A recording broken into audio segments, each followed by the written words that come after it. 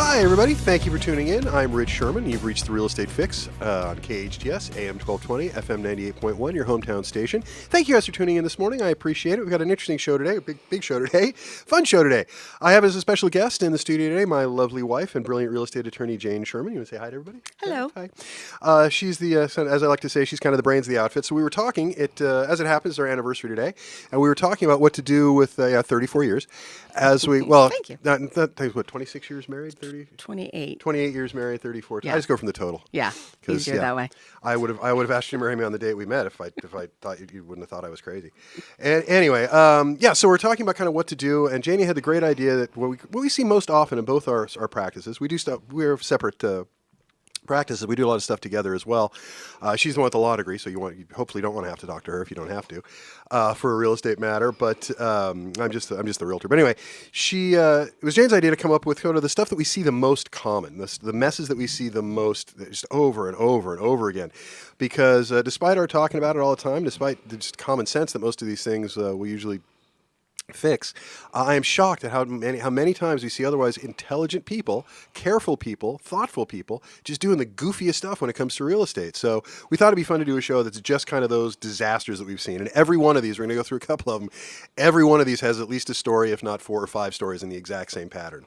But before I do that, really quickly, I want to get into I'm just going to do headlines today. I'm not going to do a full market wrap. The market is really very much the same. Interest rates went up a little bit because of the war in the Middle East that we don't need, and the gas prices that spiked, so energy prices spiked, so that's taken up the interest rate a little bit. The Fed might have cut it earlier this week, but they of course chose not to because, as I keep saying, whether you like Trump or not, he's an agent of chaos, and because he doesn't share what he's doing or his objectives with wars and things of that nature, tends to freak people out, and so as a result, not a lot of houses getting bought or sold at the moment, and that's not helping, and it is sending prices down a bit. We lost about 4 or 5% last year in value, and we're going to do that again this year.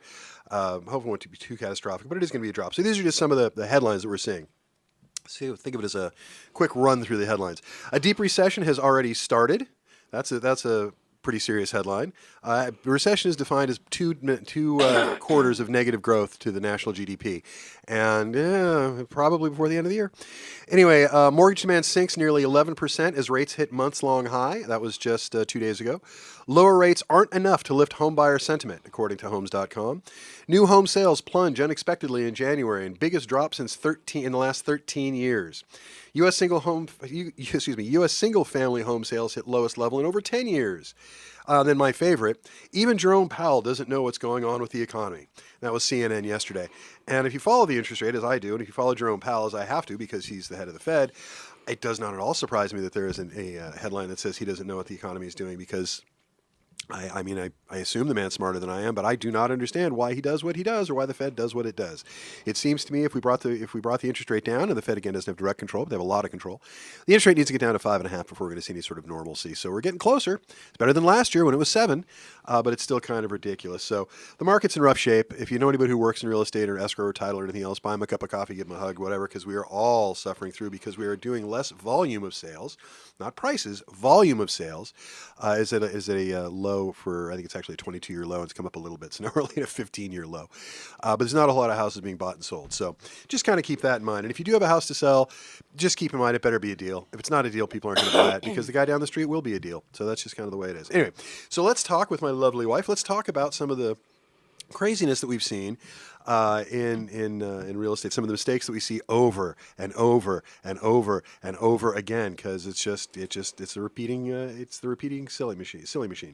What's the first category? Let's do landlord tenant. Want to do landlord tenant? Sure. That's always first. Yeah. Okay. Sounds good. Okay, so we put some of the stuff together. We found that landlord tenant was where we see a lot of stuff. We're also going to do buyers and sellers. We're going to do basic home ownership stuff. We sort of broke these into categories because there's a lot of it.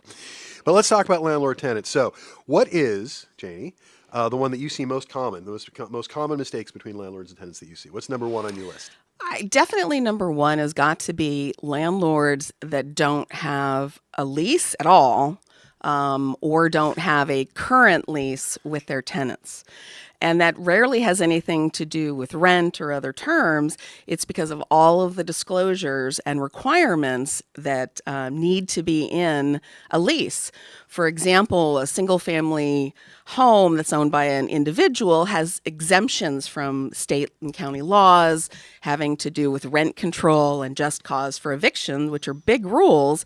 But you don't have that protection as a homeowner unless you put specific language into a lease. So if you don't have a lease, you don't have any of those protections anymore. So definitely have to get fixed. And so this is my opportunity to get to people before it becomes a problem. When they call me, it's usually already a big problem that has to be fixed. So get ahead of it. If you don't have a lease and you're a landlord, get a current lease, talk to a realtor, find out all the disclosures you need and all the documents, get that taken care of now. Yeah, real estate is not a verbal business. Real estate, everything in real estate needs to be codified in writing. There should be a contract for everything. And it also depends on where the house is located. Local rules have gone crazy lately. In Santa Clarita, we're free of most of them. Most of LA County is, luckily. Yeah, Santa Clarita is actually pretty good, and you still have a lot to keep up with. If you're in Santa Monica or Los Angeles, the city, you've got bigger issues even to keep track of. Try Pasadena or Malibu. They're just insane.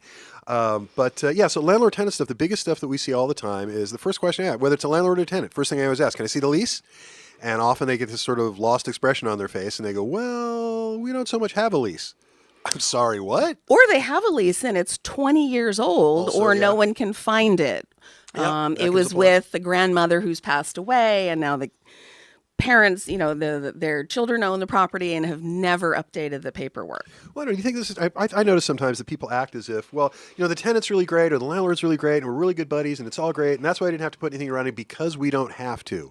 That's wrong. That's you absolutely have. Even if it's your best friend, even if it's your mother. This is a true story. So, Mom, if you're listening, don't be mad. When my mother rented a house from us, she signed a lease. It's not because I don't trust my mother. She's my mom. It's just because you have to do these things in writing. There are a number of protections that the renter gets from having a lease as well. And there's certainly protections that the landlord gets. So you have to have a lease. This must be done in writing, and it must be done correctly. Also, I point this out to people all the time. I mean, first of all, I agree 100% with that. The phrase we talked about was trust but verify, which is I have no question that they're acting in good faith and that everybody means well, but that doesn't mean you don't need to do due diligence. And sometimes that is only having to do with what people remember. People have the best of intentions, but 20 years later, memories are very different. And maybe that person isn't even around anymore. So you have to do it simply to document the terms, if nothing else. Well, we've all had situations where 20 minutes later the terms people's memories go fuzzy. So yeah, you have to do these things in writing. And if you want, you can always go online and grab one of those Hallmark leases or whatever and use those. Those aren't the best, but there are good leases out there, and the internet will give them to you. They're not hard to fill out. Well, I will.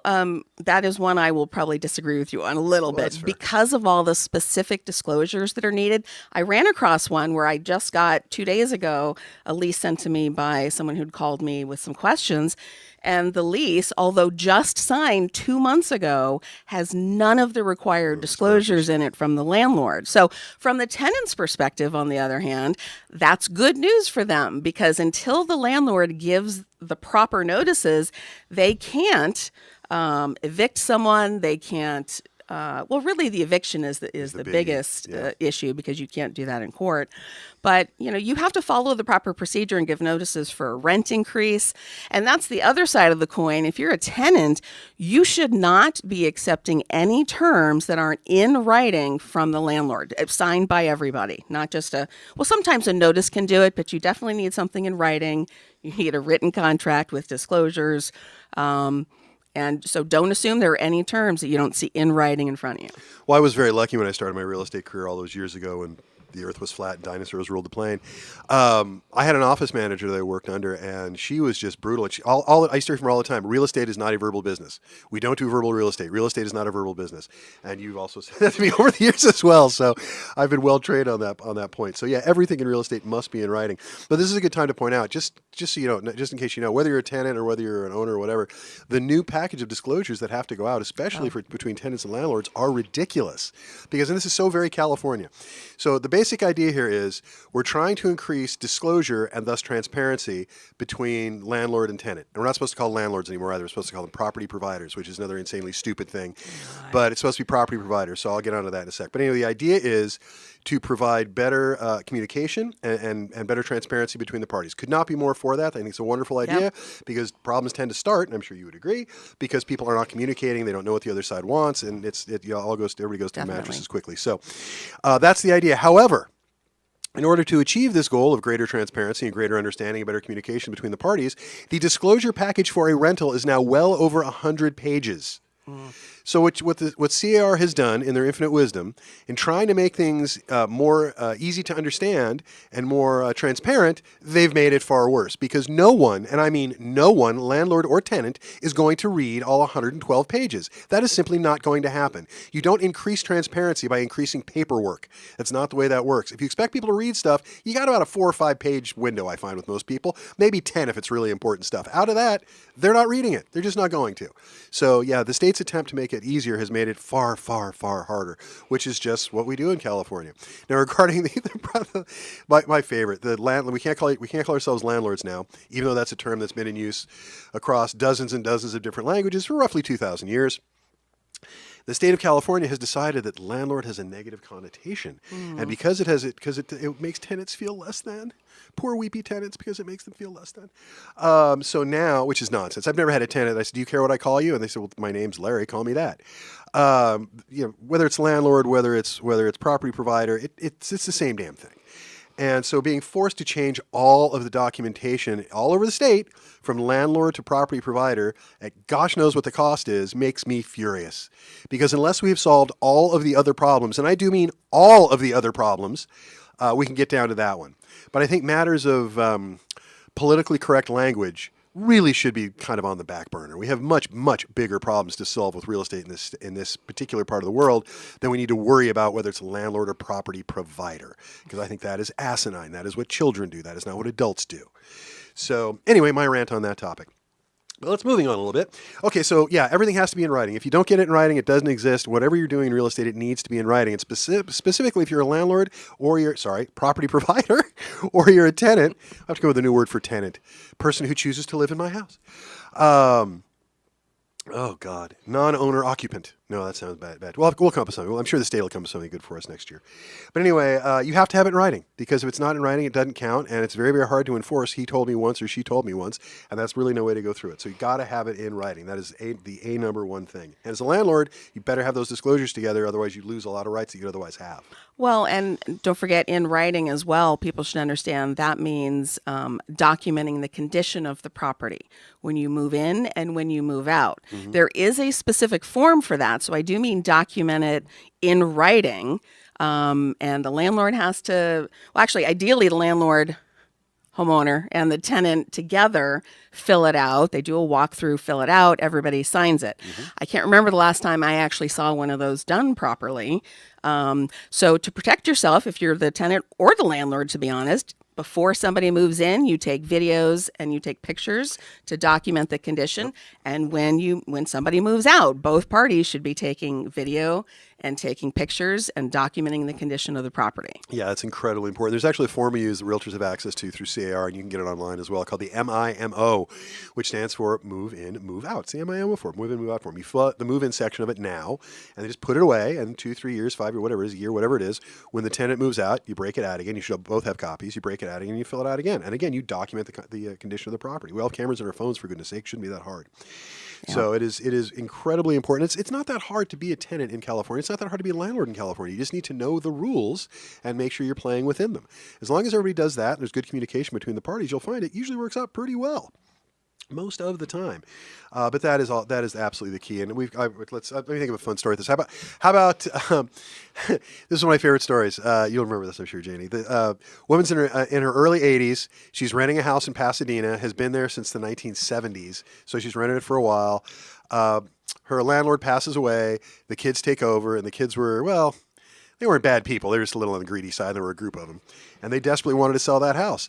And because there was no written lease, and because there was no agreement between the parties, it cost the owners, the people who inherited the house, it cost them $38,000 in Pasadena to move this gal out of the house. They had to give her $38,000 in relocation funds, which I was all for under the circumstances, but that's still ridiculous to have to pay somebody $38,000 so you can sell your house. it shouldn't be that way. But there was no documentation, and there certainly wasn't documentation going back 50 years.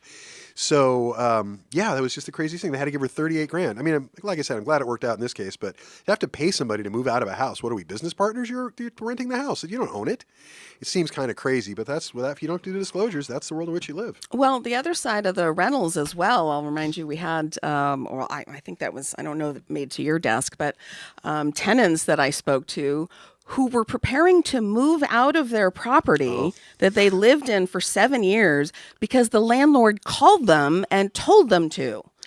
Now, and the only reason they didn't was because he said it had to be done to make repairs, ostensibly, but I question that. But it was tomorrow, so they couldn't move. But if it had been a couple weeks out, they probably would have just moved, and then they would have been out of the property with no rights whatsoever. Yeah, you can't. That's the other thing. If you don't know, ask. Absolutely. Call me. If it's a legal question, call Janie. If it's a real estate question, call me. I can answer your questions for you. I do it for everybody all day long. You feel free to use me as a resource. I say it constantly. Most of these really do come back to using professionals. And that doesn't mean you have to hire a real estate attorney or a realtor necessarily, but you should find a good realtor to work with. I know Rich works with clients. Yeah. He'll pull title information for them and get paperwork together and answer questions all day long, and you don't have to pay anything, but you become a client. And then when you're leasing the house or you have a sale, you work with somebody who's a professional. Well, also the case you're talking about is an interesting one because it's basically, I don't like to throw around the term slumlord, but I think this guy qualifies. It's a roof that's been leaking for years. There's mold. They also have rodent infestation that's never been cleaned up properly. There's all kinds of nasty stuff with this one. And then this landlord, after behaving this badly for this long, then tells them, get out tomorrow because I'm doing some work on the house. And of course, it's not a licensed contractor, and it's not anything it should be. If you're talking about mold and things like that, I mean, it's very specific things you have to go through for that. And this guy's just going to come in with a weed blower and do it himself, I guess. So yeah, he was wrong on a number of things. And tenants have rights. Landlords have rights too. But there are rules to this game. And if everybody plays with them, everybody walks away usually pretty happy most of the time. But when you try to throw your weight around as a landlord, I own this house, you have to get out. That doesn't work. It's foolish for everybody. There's no reason to behave that way to begin with. It's just not a nice guy. But we'll get it sorted out for him. We always do. And those are the kinds of things. And again, we just fix these sort of things for free. Most of the free stuff winds up on my desk because I'm not an attorney. But JD does a lot of pro bono stuff as well. As in this plenty case. of stuff over here too. Yeah, there's plenty of stuff I do. You keep me busy. As well. Yeah, I keep sending you stuff, don't I? Anyway, I tell you what. Let's. Do you have any other landlord-tenant stuff you want to warn about besides checking out the property? First of all, everything has to be in writing. Check out the property. Take a video. Take pictures. Document the condition. Both sides, both landlord and tenant, should be doing this, and just file it away. It's not a big deal. And yeah, disclosures are huge. Getting the disclosure package done and done properly and completely is a big deal. It's more important now than it's ever been because of the changes in the laws in California over the last 5 years. Just one thing that's we covered, but I will point out specifically that if a landlord doesn't give you notice of a rent increase in writing, that doesn't exist either. These people have been paying their rent increased from, I think, $2,900 to $4,000 over the last 5 years. And they were just paying it because the landlord called them and said, this is your new rent. So that could have saved them quite a lot of money had they known that. I know these tenants and I like these people very much, but I'd rather they rent from us. They sound really easy to deal with. Oh, no. Good to have both parties knowledgeable. Yeah, fine. You're not wrong. And that is the way we do it. We're pretty careful about that. Anyway, I tell you, let's go to break. Let's hear from some of the sponsors. And when we come back, we're going to talk about buyers and sellers, which is where a lot of the juicier stuff is. We don't see landlord tenant most of the time, but the buyers and sellers where the big mistakes happen. They cost thousands and thousands of dollars. You can seriously mess up your life if you're not careful with these Larger things. scale. Your financial life, that is. So it's just bigger numbers.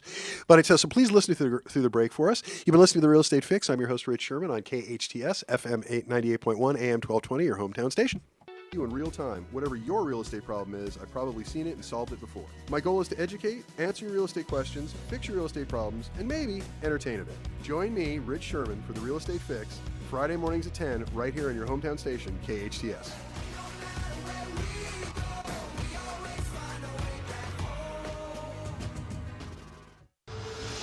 Your hometown station. KHTS is the only station I listen to. 98.1 FM and AM 1220.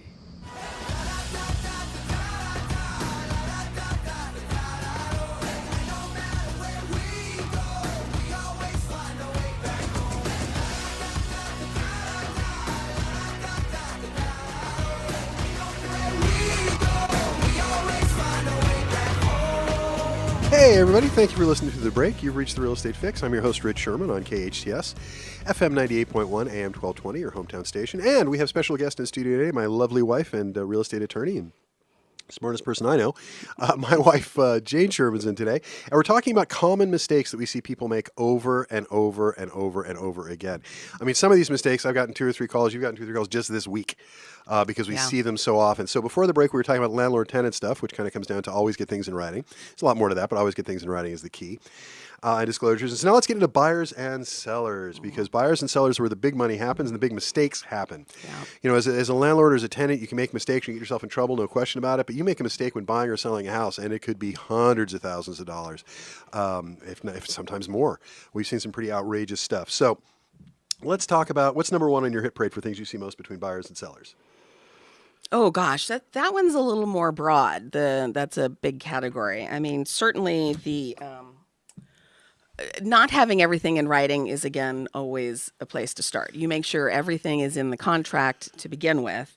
And always make sure you ask questions. I find a lot of people in a transaction, buyers and sellers, they'll use an agent who says, well, this is the contract, sign here, and don't worry about that, I'll take care of it. And they don't necessarily really keep up with what's going on. So I think being in a transaction and knowing what's going on, do not be afraid to ask questions. That is their job. The realtor is there to help you, to answer questions for you as to what's going on. And you can even object. You can have your own opinion and have them explain to you why what they're suggesting is a good idea. Well, never lose sight of the fact, whether you're the buyer or the seller, it's your money and it's your house. So you need to take an active role in taking care of this. So it's nothing wrong with having. I mean, a good agent will tell you what you need to know, because they will put your needs first. A bad agent will put their needs first. It's a hard balance too, because I strongly believe in using professionals and using a realtor in a transaction 100% of the time. On the other hand, you do need to use some common sense and to don't just follow directions and do what they say. One just this week was also clients who were buying a house, signed off on what the agent said, and there was a request for repairs that was extensive. It wasn't going to be done before escrow closed, so the agent just said, here, sign off on the verification that says everything is done. It's fine. We'll just get it done later. And they didn't think to question that. They were being very nice. This is the one time you don't want to worry about being nice. They didn't want to offend anybody, so they just said, okay. And then what happened was there was a giant flood in the house from one of the items that was supposed to be repaired 2 days after they closed. Well, it turns out if you plumb it into the entire interior of a house with PVC pipe, it's liable to break and leak. Yeah. In that case, and not a client I represented, I'd like to point that out. Yes, correct. I would never have let this happen. No. But there was a request for repairs. Everybody agreed on it. They closed the escrow and the repairs are never done. And now the seller's looking saying, well, what do you want from me? So that was probably headed toward litigation. And there's a $20,000 mold remediation bill that they're looking at to deal with the damage in the house, because they were out of town when that happened, of course. In this situation, just guys fill in the blanks here. What happened in this situation is a guy goes in as an LLC, buys a house cheap that needs all kinds of repairs, buys it cash or hard money loan, and then did one of the worst renovations I've ever seen in my life. I mean, he violated every code there is. The electrical is wrong. And this is not me talking. This is an inspector talking, because they've had the house inspected. The electrical was done incorrectly. There's way too much amperage in the panel. The plumbing was done correctly. As I said, they used PVC pipe to do the interior of a house. So if you're a plumber right now and you're listening to this, you're going, oh my God. You don't use irrigation piping to bring water into your shower, for goodness sake. No. And it's just one thing after another. I mean, literally everything these guys did, they did on the cheap, and they didn't do it up to code, and they didn't do it with the contractor, as near as anyone could tell. And so now they're in all kinds of trouble. And this really comes down to, people do this all the time. I'm trying to find a nice way to say this. When you're a buyer or a seller, don't confuse being nice with being stupid. Because that's what you're doing. If you say, well, I'm not going to read the contract because I trust people, which you would never say out loud because you know how dumb that sounds.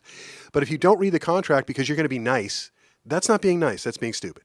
That's being foolish. That's causing yourself trouble. Read the contract. And if there's stuff in the contract you don't understand, ask. Ask your realtor. If they can't answer the question, call me. I'll answer it for you. If you don't talk to me, you can talk to Jane. But call a real estate attorney. They'll talk to you about it. It's not that complicated. You just have to decide to ask.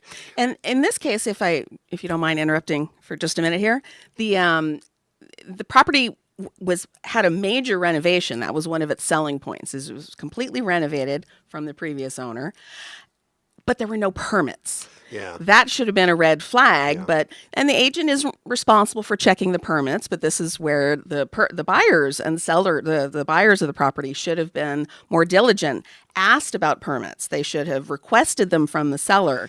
They should have, because the work had just been done, they should have asked for it. And also, that information is available online. I don't know how up to date it is, but the county keeps records of permits through the assessor's Well, office. this is also a house in Santa Clarita. You could walk right into this building and planning and ask them for them. Yeah.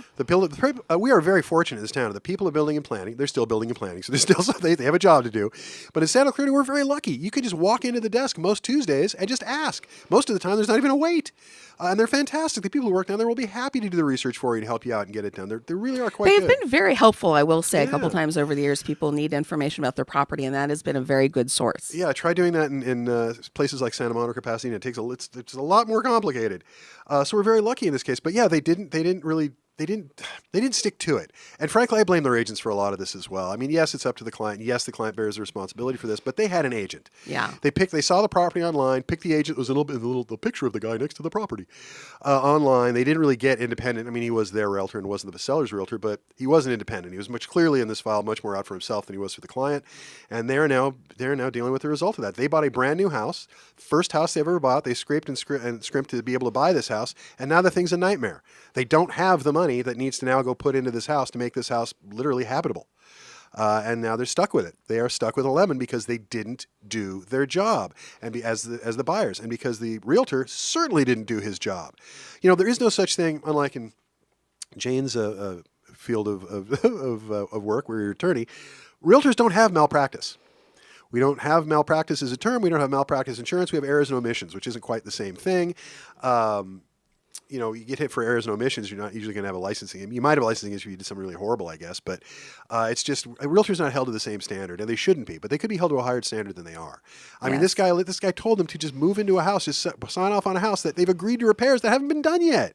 Just sign off like they're done so we can close the escrow. I get how that's in the agent's best interest. I don't see how it's in the buyer's best interest. Agents unfortunately constantly do this. They put their needs and their desires ahead of those of their client. And that's just wrong. Well, and this started with the physical inspection, because I initially was thinking, oh my gosh, what kind of terrible physical inspection was done that you didn't spot these things? Because this was the initial question. But I got the inspection from them, and the inspector called out at least 90% of these problems. But I'm looking at the inspection report and talking to the clients, and they're saying, they were just little things. It was no big deal. The agent just said, it was little stuff that had to get fixed later. But it was rewiring the house. It was a new electrical panel. It was plumbing the house. It was major problems that they just listened to the agent telling them that and assumed it was no big deal. I know sometimes I think it's a good idea for buyers to go to the physical inspection and ask questions at that time of the inspector. You should absolutely that way they inspection. understand the property. That's a big way to get better information. Well, I know you and I have a slight difference of opinion here, but I think the agents should be liable for a lot of this stuff because he told them to do agreed. things. Now, they did it. But they can protect themselves as well. Yeah. But it was just wrong. The whole experience. So yeah, that's just, again, it comes down to the paperwork. Read it. Make sure you get it. Make sure you read it. And if you have questions, ask. Don't just assume. And it's not like doing homework. You don't have to spend hours studying it. Just go, circle number 2. I don't understand that one. I need to ask my agent that. Or I need to call an attorney and ask. You can call legal hotlines. You can call the Sierra legal hotline. They'll answer questions for you too. I mean, there's all kinds of places you can go to get this stuff verified for free. You don't have to hire an attorney, although we would encourage that because, I like it when people hire my wife. But we do this stuff for free. I'll give out my number. I give out my number all the time on the show. It's 661-714-1400. That number again is 661-714-1400. And that is my cell phone. That's my personal cell phone number. It goes off at all hours of the day and night. It's going off right now, as a matter of fact. And I'll call you back. And if you need to leave me a message, just leave me a message, or better yet, send me a text. And I will call you back as soon as I can. I look over other people's stuff all the time. I don't mind. I'm not getting in other people's ways. It's not my deal. But if you want me to look over paperwork for you, I'll tell you what I think. I'm happy to do it. I've been doing this for 34 years. I know the contracts pretty well. So, but yeah, so that's the biggest problem. I would say the biggest problem that I see is when both sellers and buyers, more sellers, of course, don't disclose. Like when they know the house was got a problem, every time it rains, this room floods, and they don't disclose it. First of all, just because you got away with it in an escrow doesn't mean you're done. If you didn't disclose that to a buyer, the buyer has recourse. The buyer may very well come after you after the fact. There's a house in Saugus that was famous around my office. It's one of these deals that was built in the 1970s with a sunken living room, which is very big in the 1970s. You had to step down into the living room. The only problem is every time it rains, the living room floods. And we found out, because it's a raised foundation, the rest of the house, found out when it flooded, because they're friends of mine who actually went into the house for them, and found that there was a large square pit that was underneath the house that somebody put a piece of plywood over and covered a little bit of dirt. And at the bottom of that pit was a sump pump. In other words, this thing floods all the time. There's a pump there, and this is the funny part of the story. Luckily, we had a very good inspector who he got fooled, and he admitted it as well because they covered the thing over. But he took pictures of everything, so he can prove that hole was not there prior to, or at least it wasn't exposed prior to it flooding. When it flooded, it moved over the plywood. And you could see the square hole. So somebody clearly dug that hole, and there was a sump pump in the bottom of it. Now, here's my favorite part of this story. I had a sump pump in this particular site. It had a serial number on it. And so I thought, well, I don't know what to do with this. And a friend of mine who's a plumber said, go ask the people at Green's Nursery. They may know. And sure enough, I went and talked to them, and they pointed me in the right direction. We found the place in town that sold the pump 15 years prior. They still had records. So we were able to prove that the seller bought the pump. We proved that it was obscured when our inspector did their inspection, and that this is obviously a recurring problem. And the funniest part of this, if you remember the story, goes back about 15 years, if you recall. Janie got on the phone with the guy, and he immediately said, talk to my attorney. Immediately. He was so ready for this. And Jane had one conversation with his attorney, and he went, okay, you got pictures before and after, huh? Oh, found the serial number, and my guy's the guy who actually bought it, huh? Okay. And they wrote him, I think it was a $30,000 check for flooring, as I recall. There was no lawsuit. They just wrote a check because we had him dead to rights, because we're good at this. We make sure we use inspectors who take pictures underneath the house and who look around, even when somebody's setting out to fool you, which is a pretty good one. But we had those pictures to rely on. And we had the information, we were able to get after it. So yeah, disclose. If you're a seller, had he said, if you don't do proper drainage around the backyard, which really needs to be improved, the sunken living room will flood. If he had said that, my client still would have bought the house. She just would have put in proper drainage. That's all. Disclose. If you do not disclose, you will pay the penalty for it. You just will. So, well, and the buyers should absolutely do the inspection, and they should ask questions about anything about the condition, but also be aware of suspicious circumstances. In this particular case, the same one I was just mentioning, it was a house that was in terrible condition. When you looked in the MLS, you saw the previous listing. It was purchased by an LLC and then immediately resold to another LLC, which is a little trick they like to use, in part to avoid that issue, because the original transaction, there were inspections like crazy. It was a very good agent that we've known for many years, so I reached out to her to make sure I got access to the inspections, but there were inspections, out your ears, and it said right in there, you can't get a conventional loan, it's a fixer, etc. So then the LLC bought it. And then another LLC paid a few $1,000s and then stepped in. And so now that disclosure of the condition that went from the seller to the buyer of the first LLC, they think that doesn't apply to the new LLC because we don't know what happened. Yeah, they're trying to shield themselves from liability, and it won't work. But that's a red flag. If if Rich had a client buying a house that was completely renovated, you look back and you see it was flipped. That's when you want to make sure it was done correctly. Well, I would have talked to the previous agent. I would have done the homework. I mean, that's what it comes down to. Do the work. Do the homework. And your agent, should be doing the homework. It's not your job to do it as the consumer. It's the agent's job to do it, and he should have been doing it. And this agent was far more concerned with himself than he was his client. That's why the client is now in so much trouble. Absolutely. It definitely helps to pay attention to the circumstances there, where the realtor can help you. A good one will suggest to you that you do your due diligence, will point out the circumstances. And in this case, actually, you should remember, I was reminded when I was going through their contract, if major renovations have been done in the last 18 months, they need to give you a list of those renovations and who did the work. Yeah. They didn't in this case. And again, the realtor did not ask for them. So now they have nothing. And I look back through all of the paperwork. There's one guy's name who is not a contractor. He's a handyman, and his phone number. That's the only information they got. Well, they also did no permits for plumbing, no permits for anything. I mean, this one's unfortunately, this one's going to be I feel bad for the client, but this one will be the one that you use for, this happened. I know it sounds crazy, but the kind of stuff can happen. It's a nice young couple. They just assumed their agent was a nice guy, and they didn't understand the position he was putting them in. So yeah, it's ridiculous. But I'm going to rattle off a whole little list here for buyers and sellers, because these are the things we see all the time. Not reading the contract, not getting inspections. We talked about that pretty exclusively, because they got inspections and they read the contract. In this case, they were just lied to and by their agent. So all the paperwork is correct. The work just didn't get done. It's ridiculous. Not disclosing or not inspecting. Again, inspections, and disclose. If you're a seller, just disclose it. Whatever it is, you are far better off telling the truth now. Absolutely. Because lying about it and hoping it won't come to get you later is not, it's a bad strategy, because it will come and get you. So very, very, just disclose. Ask questions. This goes for buyers and sellers.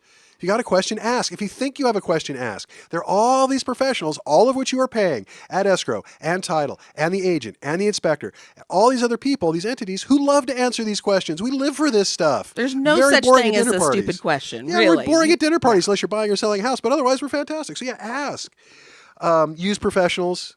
For goodness sake, don't use your Uncle Larry because he got a real estate license in 1981 and has never used it. That's not a good idea. Use people who do the work regularly. If at all possible, please try to get a referral. Ask around. Find a realtor, for example, that somebody you know has used before. Yeah. Not just what Zillow sends you because you clicked on a button online, Yeah. but somebody who's actually used that realtor and in a transaction. Yeah, you That's can also go to the DRE website and check their license anytime. All you need is the last name and the area. Even that, you can poke around, you'll find it. Licensing is public, so you can always look. This is a big one with me.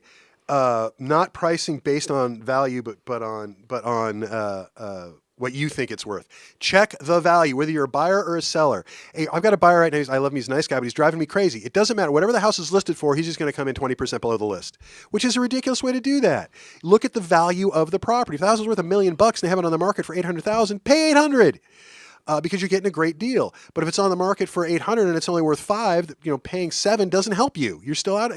What is it worth? Look at the comparable sales. Look at the neighborhood around it. Talk to other people who live there. Go knock on neighbors' doors if that's what you need to do. The data is all readily available, but you've got to price it as a seller and as the buyer. Your pricing is what it's worth, not what and conversely what it might be worth to you, but not not a list price. That is only relevant if it fits in with the rest of the data. Look at the data. What is what is it worth? Not what is it worth, on paper. Not what are they listed for, and how far can you come in under list, or how high you can get over, whatever it is. It's what is the value of the property. Look at the values and run the numbers. Run the numbers. That's all. Just get the values and run the numbers. And for a buyer, one other thing, please get pre-qualified before you go looking at houses. It is depressing as heck when somebody thinks they're going to buy a $900,000 house and they're qualified to $500,000. And that's usually the way it goes. Talk to a lender first. If you need one, give me a call. I can send you a lot of good lenders to talk to for various things. So there's a whole list of stuff like that. If you have anything that you're going through, if you got any problems, give me a call. I'll be happy to help you out. If you need Jane, I can send you her way as well. Again, I'm at 661-714-1400, 661-714-1400. You can call me anytime. Let's go to break. When we come back, we're going to talk about home ownership stuff you should be doing as a homeowner. You're listening to The Real Estate Fix with Rich on KHTS, AM 1220, FM 98.1, your hometown station. Your home. Hey guys, thank you for listening to The Break. You're listening to The Real Estate Fix. I'm your host, Rich Szerman, on KHTS 98.1 FM, your hometown station. Thank you guys for tuning in. For the third segment of the show, we've been talking today about stuff that my wife, Jane, is a real estate attorney and genius real estate attorney, I'd even say, but I'm biased. She's a special guest in studio today. We're talking about stuff that she and I see, both in her practice and in mine, that we see on a regular basis, just mistakes that people make over and over and over and over again. So we've been going over landlord-tenant stuff, we've been going over buyer-seller stuff, now we're going over homeownership stuff. But before we get too far into that, there is a story we're talking a little bit off the air about vocabulary. And I've been a proud member of the California Association of Realtors for almost 35 years now. And in general, I find them to be a very, very good group. And they're very solid people. They're very right-headed. But occasionally, around political issues, they just go silly. And I don't mean political issues like candidates and things like that. I mean, the stuff that drives me crazy about this part of the world anyway, about vocabulary. CAR is just completely obsessed with vocabulary, and it drives me nuts. The first one that we talked about a little bit earlier was landlord. You can't use landlord anymore. Now it's got to be property provider, which is asinine, because it still means the same thing. Doesn't matter what you call it, still means the same thing. And if you feel oppressed by the language, you're still going to be just as oppressed because you don't own a house. Call a realtor. Maybe we'll get you to own a house. Then maybe you can rent it out, and you can be the oppressor. I don't think anybody's being oppressed in that relationship. It's all codified contracts. But the one that drives me the craziest lately is master bedroom. And I'm going to tell you a quick story, and this is why it drives me crazy. And as much as I love CAR, this is them being stupid. This is what it is. So I called up CAR when I first heard this, and I said, this is nonsense. Why can't we use the term master bedroom? Why primary bedroom? That doesn't sound right. It's master bedroom. I'm, in my 50s, and it's always been master bedroom, and I'm all for change, but why? And this is what they told me. Because, and this is a low-level staffer, so because, and I quote, if you have a master bedroom, it infers that you would want a slave. I sleep in a master bedroom every night. I have ever since I've been an adult. I think most of us do. I have no desire to have a slave. None whatsoever. I like my cats. I like having pets. Those are fun. I have a child. She thinks she's a slave at times, although she's 19 and in college, and I think the debate's out on that. But I have no desire to keep a slave. I like sleeping in a master bedroom because that's what it is, called a master bedroom. But just because it's called a master bedroom does not mean I want a slave. And honestly, when she told me that, I just ended the conversation, because how can you possibly have a logical conversation when somebody says something that's stupid? Well, we're changing it because, if you want a master bedroom, then you want a slave. Huh? That is 100% not accurate. That's nonsense. So God bless CAR, but could you guys just lay off the vocabulary? We have serious problems that need to be solved in this state. My God, we have 30% of the country's homelessness and 12% of the population. Houses are out of control for most people. The affordability index is now at 32, almost 35% for California. It should be 21. We have inflation that's run away. Nobody can afford a house, and you guys are obsessed with vocabulary because you've decided if somebody wants to use the term master bedroom, somehow they want a slave. That's the dumbest thing I've ever heard. So how about you guys spend less time screwing around with vocabulary and more time actually addressing the problems? I know you're addressing these problems. You're trying hard, but to waste even half a second on this vocabulary stuff as if that's going to fix anything is just dumb. That's my rant about that. Anyway, sorry. You didn't think you were going to get through rantless, did you? Anyway, so it's worse at home. Anyway, so okay, let's talk about home ownership. What is the thing about home ownership you see where people make the most mistakes? Or just owning a home, stuff they should take care of that they just don't? I know what your favorite one is. Oh, yeah. I would say generally, and this is by far the number one problem, is problems with title. Is when, it's any time somebody that isn't what you believe to be an owner is on title to your property.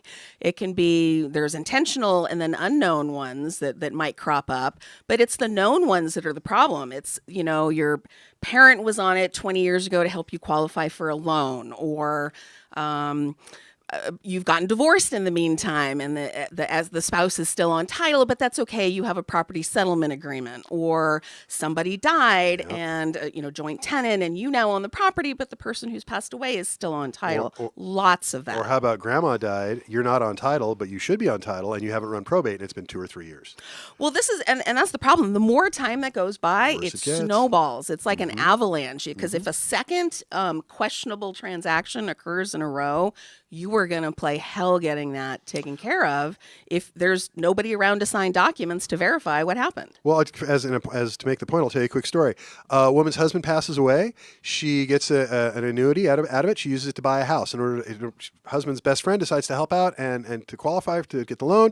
He puts his name on title. He puts his name on the loan, which is fine. They have a falling out. He disappears. Now what does she do? She can't refinance the house because he's on title and needs him. She can't get a loan modification because he's on title and she needs him. She can't sell the house because he's on title and she needs him. She is stuck. And he is nowhere to be found. So now she has to do what's called a quiet title action. You want to tell people what a quiet title action is? A quiet title action is where you have the courts determine who is the legal owner of the property. And that is not a simple matter. It is not cheap. It is not quick. It is expensive and time consuming. So fix it as soon as possible. If you know there is somebody else on title for whatever reason, get it fixed. You need to talk to a realtor, maybe, that's the best way probably to run title. So maybe you forgot about something, or you didn't know the person before you did something on title that's not resolved. So the best way is to get a preliminary title report information through a realtor, I would say. And one thing real quick, as far as going forward, if something comes up, you can register your property with the county assessor's office so that you will be notified if something is recorded on your property. It's super easy. I did it last night myself just to be sure. Yeah, you can do it all yourself too. It's very easy to do. So if you're having a problem, or if you think you may have a problem, let's put it there, just call. I'll get the prelim for you. I'm very lucky. I have really good relationships with a lot of title companies. They take very good care of my clients, and they do really good work for us. And they're an insurance company. They'd rather have you fix it as well. They don't have to deal with it later. So if you have a problem, give me a call, 661-714-1400, and I will be happy to help you fix it. If you think you have a problem, give me a call, and I'll help you fix it. Again, let me get that number one more time, 661-714-1400. I'm your host, Rich. This is The Real Estate Fix, and thank you, honey, for coming in. This is a fun way to spend our anniversary. I thought I was just roping you into it, but thank you for coming in to do it. I appreciate it. I just like to be around you, any day, but especially on our anniversary, so thank you, honey. I love you. Happy 34 years. You've been listening to The Real Estate Fix. I'm your host, Rich Szerman, on KHTS, FM 98.1, AM 1220, your hometown station. Thank you guys for listening. If you have any questions, give me a call anytime. Whatever your real estate problems are, I've probably seen it. Have you experienced an adverse reaction after your COVID vaccine or lost